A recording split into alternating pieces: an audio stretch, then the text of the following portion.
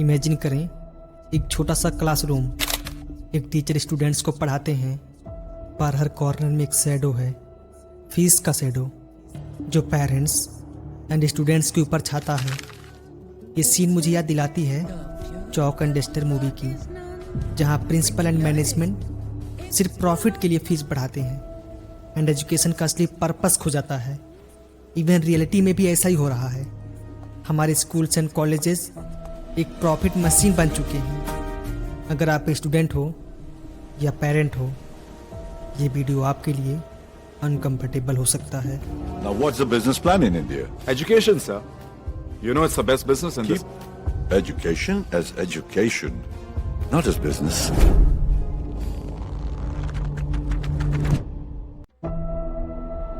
Education पहले human right थी, अब कमोडिटी बन चुकी है। मेजॉरिटी इंडियन पेरेंट्स अपने बच्चों को फॉरेन में पढ़ाना प्रेफर करते हैं। पिछले कुछ सालों की रिपोर्ट ने दिखाया है कि कैसे हमारी फीस स्काई रॉकेट हो रही है। पेरेंट्स लोन ले रहे हैं सिर्फ अपने बच्चों को पढ़ाने के लिए। बेंगलुरु जैसे वेल एजुकेटेड शहरों में कुछ स्कूल्स ने तो 30 to 40% तक की फीस बढ़ा दी है एंड कुछ इलाइटी स्कूल्स में तो ग्रेड 1 का एनुअल फीस लगभग 7,35,000 रुपये है। एंड ये सिर्फ प्राइवेट स्कूल तक ही सीमित नहीं है। जब हमारा पब्लिक एजुकेशन सिस्टम वीक हो जाए तो प्राइवेट सिस्टम एक मजबूरी बन जाती है। प्राइवेट एजुकेशन के महंगे होने का रीजन सिर्फ ग्रीड नहीं है, गवर्नमेंट स्कूल का सिस्टमैटिकली कमज़ोर बनाया जाना है, जिसमें अक्सर कमियां पाई जाती हैं, जैसे कि सिंगल टीचर, टॉयलेट्स की कमी, multi grade classrooms and poor learning outcomes teachers and student दोनों के लिए, जिसने प्राइवेट स्कूलों को और बढ़ावा दिया। हमारे गवर्नमेंट स्कूल्स में सिर्फ टीचर का शॉर्टेज नहीं है, even building failure and deadly incidents भी हुए हैं। जैसे राजस्थान के झालावाड़ डिस्ट्रिक्ट के पीपलोदी गवर्नमेंट स्कूल में क्लास 6 एंड 7 के स्टूडेंट के लिए वह दिन नॉर्मल था, जब सुबह 7:45 पर दिन दहाड़े स्कूल की बिल्डिंग ढह जाती है, जिससे 7 बच्चों की मौत हो गई एंड काफ़ी घायल भी हुए। यह घटना महज एक पुरानी इमारत का ढहना नहीं है, इवन नेशनल पब्लिक एजुकेशन का एक शर्मनाक डाउनफॉल है, जहां हमारे देश का फ्यूचर मलबे के नीचे दब रहा है, जबकि हम अपने राष्ट्रीय विकास का बखान करते हैं। एंड यहीं के एक सर्वे के अकॉर्डिंग 63,000 गवर्नमेंट स्कूल हैं, जिनमें 5 लाख प्लस क्लासेस हैं। इनमें से लगभग 87,000 स्कूल पूरी तरह से जर्जर पाए गए।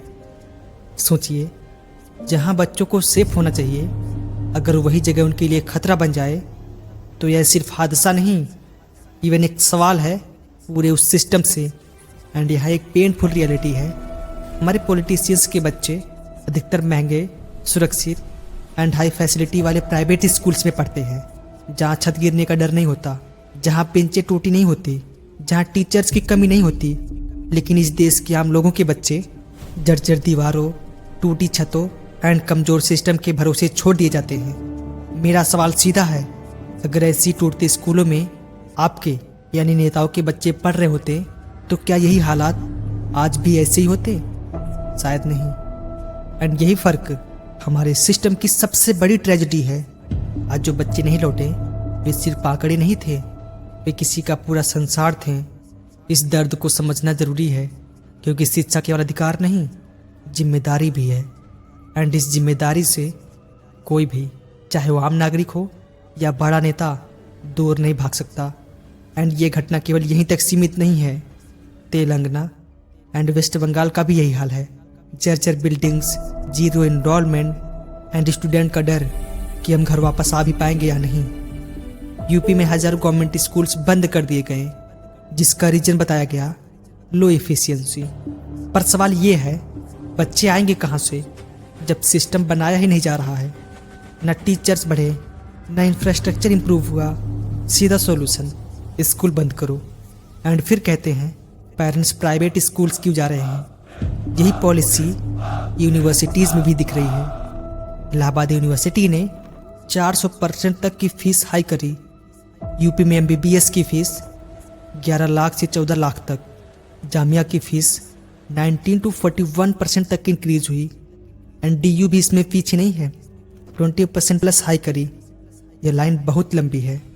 पब्लिक इंस्टीट्यूशन को धीरे धीरे कमज़ोर करो, फिर बोलो फीस बढ़ानी पड़ेगी।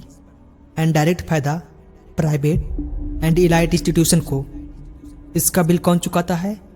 स्टूडेंट एंड पेरेंट्स, जिसका मेन रीजन प्रॉफिट है एंड फीस बढ़ने की ट्रांसपेरेंसी ऑलमोस्ट जीरो है। दिल्ली हाई कोर्ट ने भी कहा गवर्नमेंट सिर्फ प्रॉफिटिंग रोक सकती है, आर्बिट्री हाइक्स को कंट्रोल करना मुश्किल है। आप एजुकेशन के नाम पर खुल्लम खुला लूट नहीं कर सकते। मतलब स्कूल्स को प्रॉफिट मेकिंग बिजनेस बनाने से रोका जा सकता है, लेकिन प्रॉब्लम यह है प्रॉफिटिंग एंड फीस बढ़ाना, इन दोनों के बीच एक लीगल गैप है। अगर कोई स्कूल 5% बढ़ा रहा है या 15% बढ़ा रहा है, अगर ये बोल रहा हो इन्फ्लेशन बढ़ गया, इवन खर्चे बढ़ गए, तो कोर्ट के लिए प्रूव करना मुश्किल हो जाता है कि हाइक प्रॉफिट के लिए था या जेन्युइनली खर्चे के लिए। सिस्टम ऐसा है कि स्कूल्स अपनी books, uniform, transport and activity के नाम पर अलग अलग चार्जेज ऐड कर देते हैं एंड लॉ उन सबको हर बार लोड प्रूफ नहीं कर पाता। मतलब सिंपल बात समझ लो, लॉ है पर लूप होल ज़्यादा, एंड उन लूप होल का फ़ायदा उठाकर फीस बढ़ाना आसान हो गया है।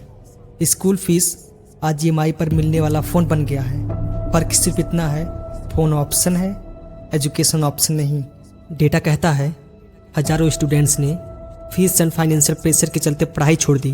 पिछले कुछ सालों में SC ST OBC कैटेगरी के 13,000 plus students IITs and central university से ड्रॉप आउट हुए। ये सिर्फ नंबर्स नहीं हैं, 13,000 सपने थे।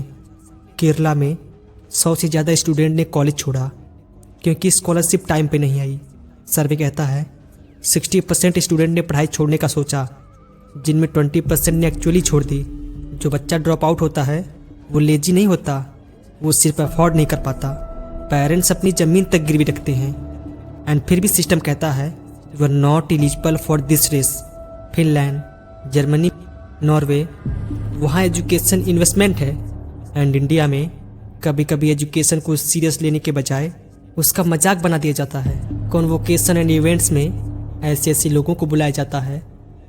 आज स्कॉलरशिप भी एक इल्यूजन बन गई है। एडमिशन के टाइम पर बोलो पूरी फीस जमा करो, फिर कहेंगे स्कॉलरशिप मिल जाएगी। अगर फाइनेंशियली वीक बच्चा एडमिशन के टाइम इतना फीस कलेक्ट कर सकता है तो स्कॉलरशिप की क्या नीड। सिस्टम पैसा पहले ले लेता है, हेल्प बाद में, शायद मिले शायद नहीं। अब कुछ सीधे सवाल उन लोगों से जिनके हाथों में सिस्टम है। हमारे प्रधानमंत्री हर स्पीच में कहते हैं डिजिटल इंडिया, स्किल इंडिया, विकसित भारत, लेकिन सिंपल सवाल एफोर्डेबल एजुकेशन इंडिया कब? जब स्कूल फीस 1 से 2 लाख हो, जब कॉलेज फीस घर की इनकम से ज़्यादा हो। तो डिजिटल इंडिया से पहले फ्री रिफॉर्म इंडिया ज़रूरी है। ये कौन सी विकास यात्रा है जहाँ स्टूडेंट लोन बैंक तक पहुँच जाता है लेकिन क्लासरूम तक नहीं। एंड एजुकेशन मिनिस्टर जी, आप कहते हो India world class education hub बनेगा, लेकिन world class education world class affordability के बिना होती है क्या? पेरेंट्स लोन भरते भरते रिटायरमेंट तोड़ देते हैं। ये प्रोग्रेस है या प्रेशर? एंड जब ग्लैमरस इवेंट के लिए इतना बड़ा बजट होता है तो गवर्नमेंट स्कूल के लिए, टीचर्स एंड मैनेजमेंट के लिए आपका बजट कहाँ खो जाता है? अगर आपको लगता है एजुकेशन सिस्टम में रिफॉर्म की ज़रूरत है तो कमेंट में अपनी स्टोरी शेयर कीजिए। एजुकेशन को वापस राइट बनाना होगा, वरना ये सिर्फ बिजनेस नहीं डिस्ट्रैक्शन बन जाएगी, जहाँ सवाल पूछना छोड़ दिया जाता है एंड बस ताली बजाना सिखाया जाता है।